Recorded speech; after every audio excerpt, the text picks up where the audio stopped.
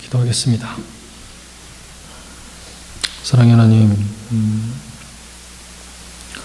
주님 말씀하시옵소서.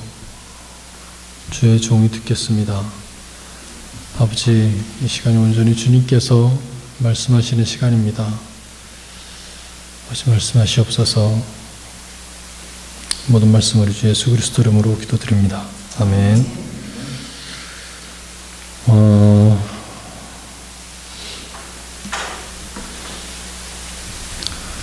점점 여름이 이렇게 길어지는 것 같습니다. 그리고 너무 더워지고 계절이 어떻게 변해갈지 참 모르겠습니다. 하지만 결국은 그 여름도 지나가고 또 가을이 옵니다. 우리의 시간은 뭐 이런 것 같습니다. 결국은 하나님의 시간이 되면 올 것은 오고 또 갈 것은 갑니다. 지금 지친다고, 지금 힘들다고 낭망하는 것도, 지금 좋다고 모든 것을 다 얻은 것처럼 웃으대는 것도 다 부질없다는 생각이 듭니다. 겸손하게 오는 시간을 맞이하고 또 가는 시간을 보내는 것이 나이를 점점 들어감에 따라서 우리에게 필요한 것이 아닌가 하는 그런 생각이 들기도 합니다. 오늘은 그 유명한 히스기야 왕에 대해서 한번 나눠보려고 합니다. 여러분들은 히스기야 왕에 대해서 어떻게 기억을 하세요? 뭘 기억을 하십니까? 히스기야 왕 하면.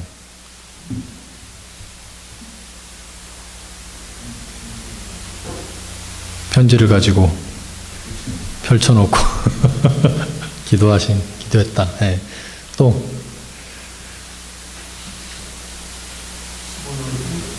15년을 더 살았다. 네, 그렇죠. 저는 히스기야 왕을 처음 한 건 아니죠. 근데 히스기야라고 이렇게 각인됐던 때가 제가 이스라엘 갔을 때 히스기야 터널을 가보고 뭐 이런 게 있었어?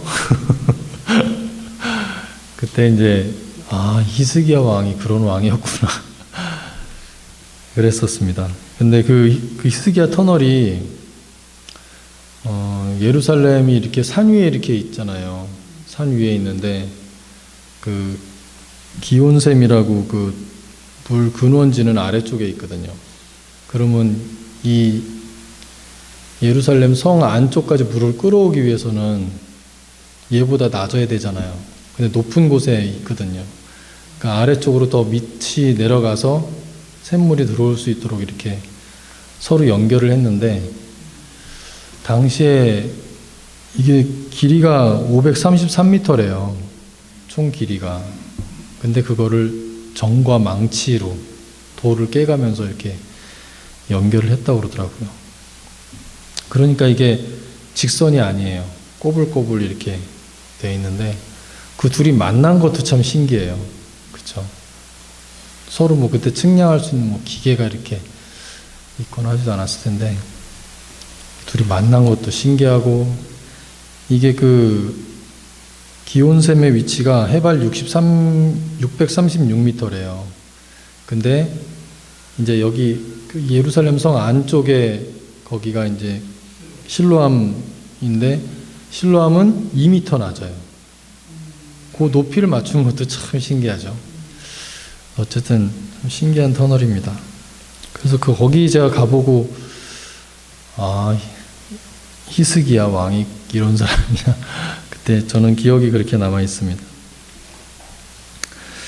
이 성경에서 히스기야 왕의 이야기는 열왕기하에도 있고요. 그 다음에 역대하에도 있고 이사야 말씀에도 나옵니다. 그만큼 중요한 왕이에요. 오늘은 이제 열왕기하의 18장부터 20장까지 나오는 그 말씀을 통해서 히스기야 왕에 대해서 한번 살펴보려고 합니다. 히스기야 왕은 25세의 왕위에 오릅니다.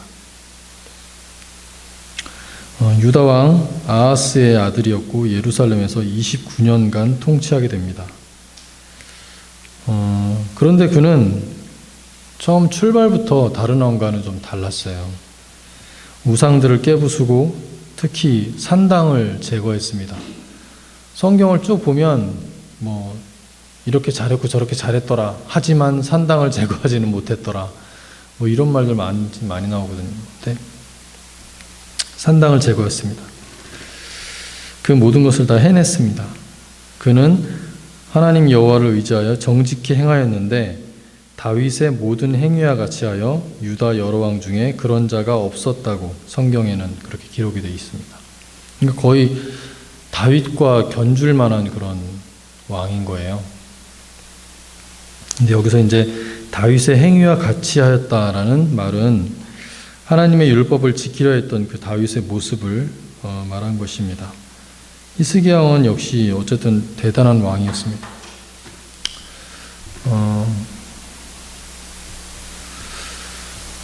이제 본문으로 들어가서 한번 그 히스기야 왕에 대해서 한번 좀 볼 건데요. 1절을 다 같이 합독해 보겠습니다. 1절, 20장 1절입니다. 시작. 그때 히스기야가 병들어 죽게 되매 아모스의 아들 선지자 이사야가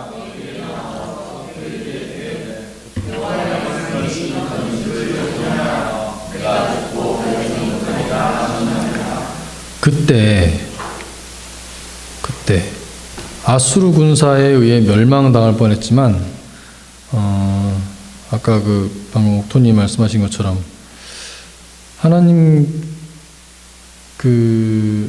하나님께서 하룻밤에 아수르 진영의 군사 18만 5천 명을 송장을 만들어 버린 그런 기적이 일어났었죠. 그리고 아수르의 그 사내립도 살해당하고, 그래서 그 아수르에 의해서 맨날 이렇게 받던 그런 위협으로부터 좀 해방이 되고 이제는 좀 괜찮아질 만한 그때가 그때입니다. 그래서 그때 너는 죽을 거야 라는 얘기가 이제 나오는 거죠. 왜 하필 그때 죽음의 이야기가 나올까? 이 하나님의 때는 우리의 때와는 좀 다르다, 많이 다르다라는 생각도 듭니다. 이사야를 통해서 하나님은 이제 이 땅의 삶을 정리하라고 하십니다. 물론 언젠가 우리는 이 땅의 삶을 정리해야 합니다. 하지만 당시 이제 그 히스기야의 나이가 한 39, 이 정도 돼 보여요.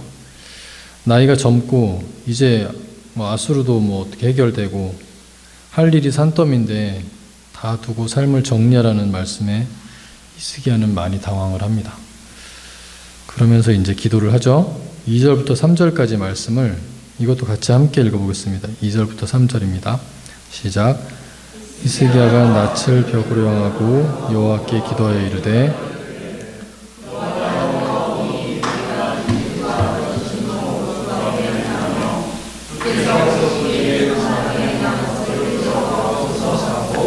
히스기야가 심히 통곡하더라. 아멘. 유명한 히스기야의 기도입니다. 히스기야 왕은 그 말을 듣고 벽에다 얼굴을 대고 기도를 했다고 나옵니다. 왜 벽에다 대고 기도를 할까? 우리가 흔히 말하는 그 골방 기도라고 하죠. 정말 하나님과 독대하고 싶은 그런, 아무것도 보고 싶지 않고 또 아무것도 내 앞에 없어야 되는 그런 공간, 아무것도 신경 쓰고 싶지 않은, 오로지 하나님께만 부르짖기 위해서 벽을 바라보고 기도한 것 같습니다. 그만큼 절실한 기도였습니다. 그리고 기도의 내용을 좀 보면 여호와 하나님 간절히 구합니다. 내가 진실과 전심으로 주 앞에서 행했던 것, 주께서 보시고 선하다 하신 그 모든 것을 기억해 주시옵소서. 히스기야는 처음에도 언급했듯이 하나님 보시기에 다윗의 길을 행했던 정말 정직한 왕이었습니다. 그런 히스기야 왕이었기 때문에 그간의 자신의 삶을 되돌아보며 하나님께 그 모든 것을 기억해 달라고 심히 통곡하면서 기도하는 것은 그럴만하다라는 생각도 듭니다. 어느 날 이 땅에서의 삶이 끝날 예정이니까 일주일 동안 정리해라 라고 만약에 그런다면 여러분은 어떻게 하시겠어요? 만약에 저한테 하나님의 천사가 와서 너 이제 일주일만 시간이 있어, 알아서 정리해 하고 갔다면, 물론 처음에 이제 항변을 했을 것 같아요. 아니 아직 젊잖아요. 그래도 아직 뭐 이것도 있고 저것도 있고 할 게 많은데 막 항변할 것 같습니다. 하지만 저는 그냥 정리를 할 것 같아요. 결국은 정리 모드로 들어가서 뭐 하나님 앞에 히스기야처럼 내세우며 이렇게 할 말이 있는 것도 아니고, 또 하나님의 존재가 그렇게 하기엔 저한테 너무 큰 존재이고 그분을 뜻을 거스를 용기도 저에겐 없다고 생각이 되었습니다. 그래서 나는 정리 모드로 가지 않을까 이런 생각을 해봤어요. 그런 면에서 히스기야는 참 대단하죠. 하나님 앞에 제가 이러이러한 일을 하지 않았습니까? 하나님 보시기에도 좋다고 하지 않으셨어요. 근데 여기서 끝이라는 게 말이 됩니까? 부르짖었다는 게 어찌 보면 참 그렇게 할 수 있는 것도 대단한 용기이고 또 부럽다라는 생각도 들기도 합니다. 계속해서 4절부터 7절까지 말씀인데요. 여러분 교독을 해보겠습니다. 저부터 읽을게요. 이사야가 성읍 가운데까지도 이르기 전에 여호와의 말씀이 그에게 임하여 이르시되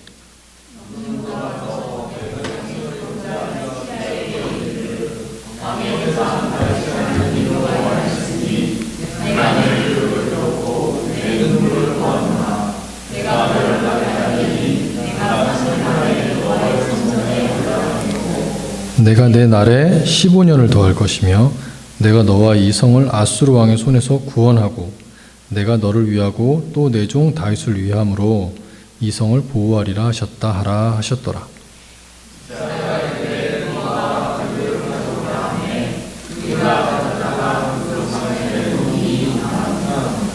아멘. 놀랍지 않습니까?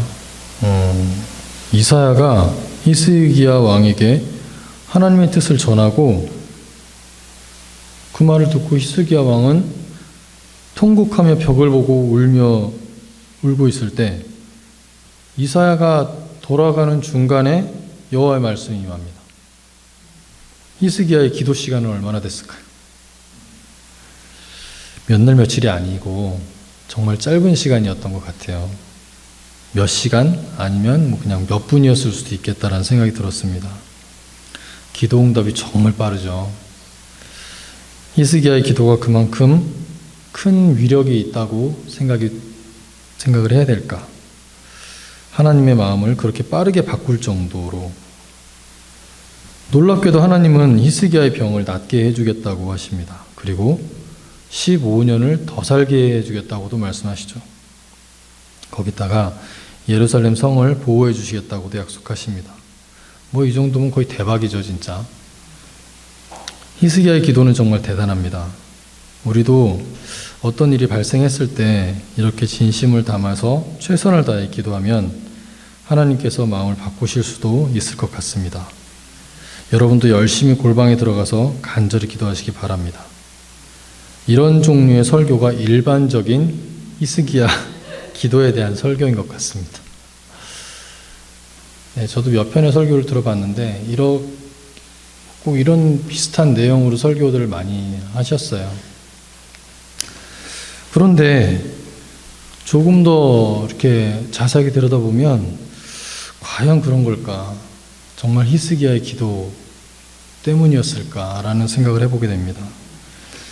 다시 3절의 기도를 좀 보면 여호와여 구하오니 내가 진실과 전심으로 주 앞에 행하며 주께서 보시기에 선하게 행한 것을 기억하옵소서 하고 히스기야가 심히 통곡하더라 라고 이렇게 기도의 내용이 나오죠. 기도의 내용이 어떻다고 생각하세요? 열왕기하 19장 15절 19절에도 히스기야의 기도가 나옵니다. 열왕기하 19장 15절에서 19절 말씀 한번 띄워 주시겠어요? 네, 이것도 함께 읽어보겠습니다. 15절부터 시작. 그 앞에서 히스기야가 기도하여 이르되 그룹들 위에 계신 이스라엘의 하나님 여호와여, 주는 천하 만국의 홀로 하나님이시라. 주께서 천지를 만드셨나이다. 여호와여, 귀를 기울여 들으소서. 여호와여,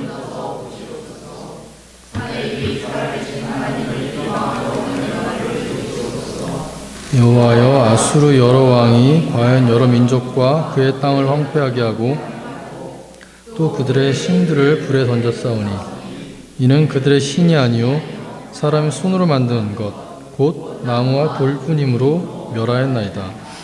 우리 하나님 여호와여, 원하건대 이제 우리를 그의 손에서 구원하옵소서. 그리하시면 천하 만국이 주 여호와가 홀로 하나님이신 줄 알리이다 하니라. 아멘. 이게 19장의 히스기야의 기도의 내용입니다. 이 아까 그 옥토님 말씀하신 것처럼 쳐들어왔을 때, 아수르가 왔을 때 그 편지를 놓고 기도한 내용이에요. 이게 19장의 기도 내용이고 앞에 우리가 20장의 기도 내용을 보았습니다. 두 기도를 봤을 때 어떻게 다르다라는 게 좀 느껴지시나요?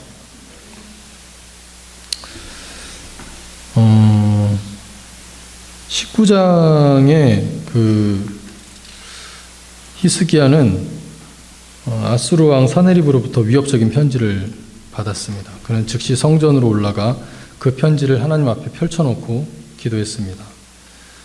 이는 히스기야가 자신의 문제를 하나님께 가져가는 믿음의 행동이었습니다.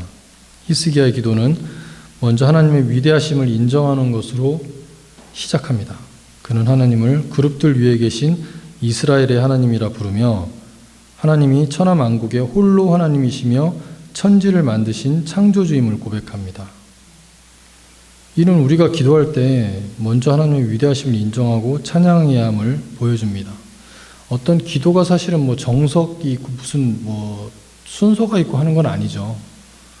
하나님과의 그런 진실된 대화이고 하나님 앞에 아뢰는 거긴 하지만 우리의 창조된 목적을 볼 때 우리는 하나님을 찬양하기 위해서 지어진 존재이고 그렇다면 하나님을 찬양하고 경배하고 하는 것들이 우선적으로 우리가 행해야 될 부분들이고 그렇습니다.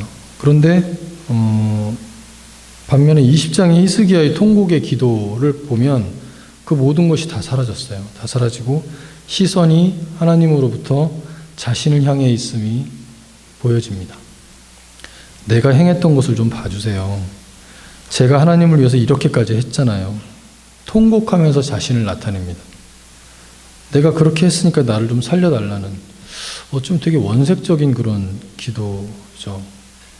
근데 또 어찌 생각해보면 우리들이 하고 있는 기도가 이런 기도 내용들이 사실은 많기도 해요. 절박한 상황에서 특히 그렇죠. 하지만 뭐 기도의 스타일이 이렇게 됐건 저렇게 됐건 하나님은 두 기도를 모두 응답하십니다. 그리고는 공통적인 말씀을 하십니다. 열왕기상 19장 34절 말씀인데 제가 읽어볼게요. 내가 나와 나의 종 다윗을 위하여 이 성을 보호하여 구원하리라 하셨나이다 하였더라. 그리고 20장 6절에 또 그 히스기야의 그 기도 내용 그 아래쪽에 이제 너를 살게 하고 하겠다고 하신 다음에 보면 그 하반절에 내가 나를 위하고 또 내 종 다윗을 위함으로 이 성을 보호하리라 하셨더라. 같은 이야기가 나옵니다. 하나님께서 이스라엘 성을 보호하시려는 목적은 동일합니다. 나를 위해서, 즉 하나님 자신을 위해서 그리고 다윗을 위하여. 다윗을 위한다는 건 다윗과의 그런 약속을 의미하고 있습니다. 다윗과 한 약속은 어떤 것인지 잘 알고 계시겠지만 역대하 21장 7절에 여호와께서 다윗의 집을 멸하기를 즐겨하지 아니하셨음은 이전에 다윗과 더불어 언약을 세우시고 또 다윗과 그의 자손에게 항상 등불을 주겠다고 말씀하심이더라. 또 또 그 사무엘하 7장 16절 내 집과 내 나라가 내 앞에서 영원히 보존되고 내 왕위가 영원히 견고하리라 하셨다. 이것이 하나님이 다윗에게 하신 약속이죠. 이 약속의 말씀, 다윗과의 약속을 이루기 위해서 하나님께서 예루살렘을 보호하신 것입니다.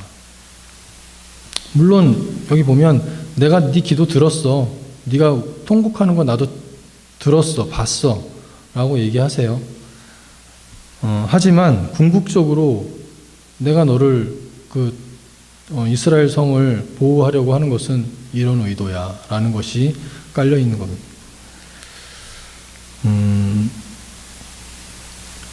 그렇다면 히스기야 왕의 병고침과 생명 연장은 또 어떻게 된 것일까?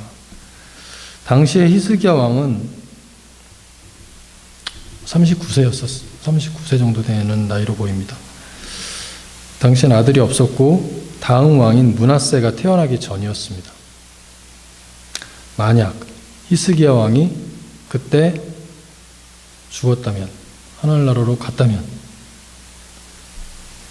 그러면 내 왕위가 다윗에게 그 말씀하신 그 대를 이어서 그 후대가 영원히 왕위에 있을 것이며 하는 그 말씀이 끊어지게 되는 그런 일이 생기는 겁니다. 내 왕위가 영원히 견고하리라는 하나님의 약속이 깨지는 거죠. 내 집과 내 나라가 내 앞에서 영원히 보존되고 결국 그 후손인 그리스도의 탄생을 계획하신 하나님께서는 므낫세가 태어나기까지 히스기야의 생명 연장은 하나님의 계획에서 필요했습니다. 히스기야가 이뻐서 생명 연장을 해주겠다, 너의 기도를 듣고 해주겠다 하신 것이 아니라는 거죠. 만약에 20장에서 히스기야가 기도를 할 때 하나님, 선조이신 다윗의 나라가 영원히 보존되고 그 왕위가 견고하겠다는 그 약속을 잊으셨습니까? 저에게서 이 나라가 끝나는 게 맞는 겁니까? 라고 이런 식으로 기도를 했었다면 그건 하나님 뜻에 맞는 기도가 될 것 같습니다. 하지만 히스기야의 기도는 자신을 향한 기도로 변질되어 있었습니다. 그 변질된 마음으로 히스기야는 결국 하나님께 징표를 또 구합니다.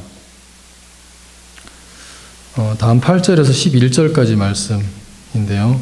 이것도 함께 교독해 보겠습니다. 8절부터 11절까지 저부터 읽습니다. 히스기야가 이사야에게 이르되 여호와께서 나를 낫게 하시고 3일 만에 여호와의 성전에 올라가게 하실 무슨 징표가 있나이까 하니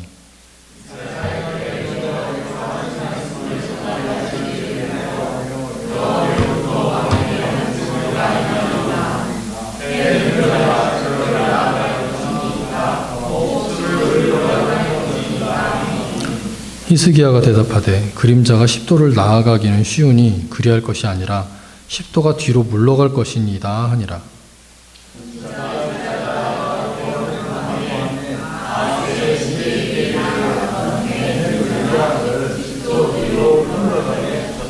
아멘. 유명한 일화죠. 시간을 뒤로 돌리는 그런 하나님의 친절하신 하나님께서는 내가 바라는 징표는 무엇이냐? 시간을 앞으로 가게 해볼까? 뒤로 가게 해볼까? 이렇게 말씀을 하십니다. 이런 말도 안 되는 어마어마한 징표를 말씀하시고 물론 거기에도 하나님 뜻과 계획이 있으셨으리라 믿습니다. 히스기야는 시간을 돌려달라고 이야기하고 그대로 이루어집니다. 히스기야 왕에 대한 내용을 살펴보면 이 생명 연장의 이 일이 있은 그 당시 정도부터 해가지고 히스기야 왕의 태도가 조금 달라집니다. 그 전에는 우리가 기도의 내용에서도 봤듯이 19장까지는 히스기야는 하나님 앞에 신실했던 사람으로 보입니다. 무슨 연유했었는지 20장부터는 조금 다른 모습이 보입니다.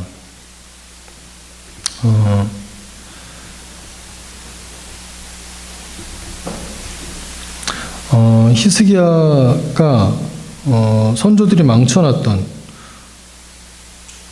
그 우상들로 인한 나라에서 그것들을 없애고 산당을 없애는데 정말 큰 저항이 있었을 텐데 그것들을 다 해낼 정도로 하나님 보시기에 흡족한 왕이었는데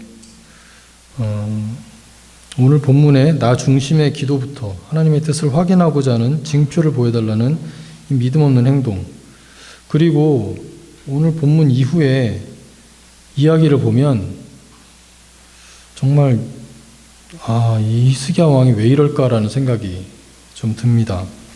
20장 12절부터 보면 그 일이 있은 이후에 바벨론의 왕이 히스기야 왕이 병들었다는 소식을 듣고 편지와 예물을 보냅니다.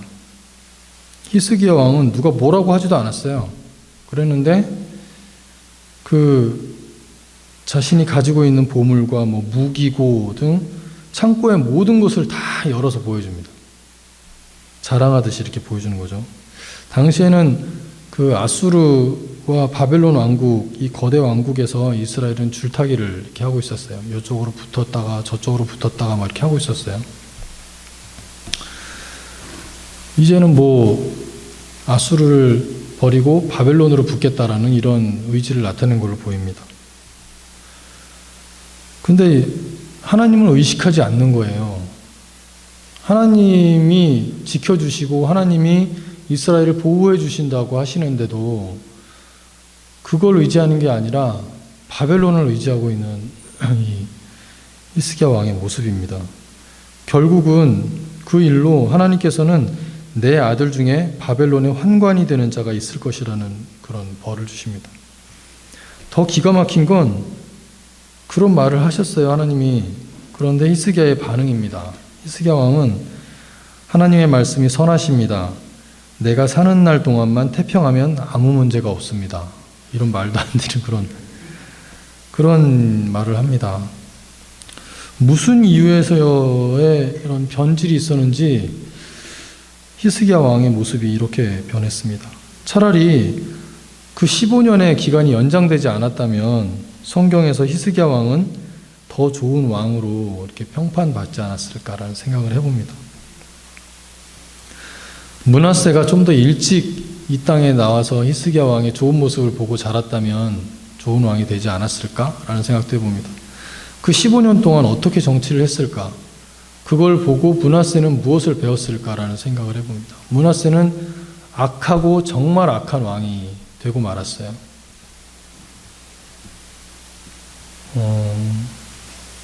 다시 앞으로 돌아가서 20장에 히스기야의 나 중심적인 이 기도가 우리가 기도의 내용을 좀 다시 한번 좀 살펴보고자 하는데요.